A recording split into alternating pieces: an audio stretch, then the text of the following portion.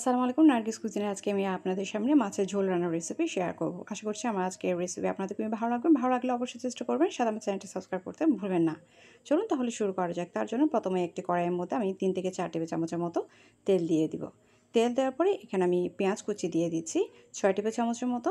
পেঁয়াজ কুচি দিয়ে নেড়ে ছেড়ে আমি একটু ব্রাউন কালার আসা পর্যন্ত একটু ভেজে নিই। যখন একটু ব্রাউন কালার আসতে থাকবে ওই পর্যায়ে আমি এখানে দিয়ে দিব লাল মরিচের গুঁড়া।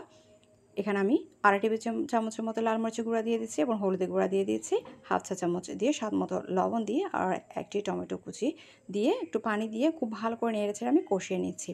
যখন খুব ভালো করে মশলাটা কষানো হয়ে যাবে ওই পর্যায়ে আমি এখানে মাছ দিয়ে দিব। এখানে আমি বল মাছ নিয়েছি। এই মাছটাকে আমি আগে থেকে ধুয়ে পরিষ্কার করে রেখে দিয়েছি। এখন এই কষানো মশলার মধ্যে আমি এই মাছগুলো দিয়ে একটু করে উল্টিয়ে দেবো।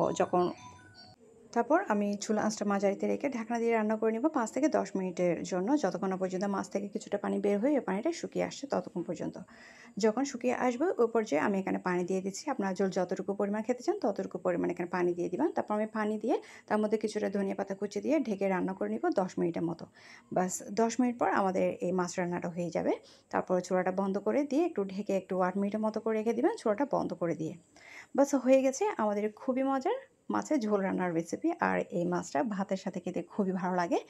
আশা করছি আমার আজকের রেসিপি আপনাদের খুবই ভালো লাগেছে। ভালো লাগলে অবশ্যই চেষ্টা করবেন। সাথে আমার চ্যানেলটি সাবস্ক্রাইব করতে ভুলবেন না। আমার পরবর্তী রেসিপিগুলো দেখার নিমন্ত্রণ জানিয়ে আমি এখানে শেষ করছি। আল্লাহ হাফেজ।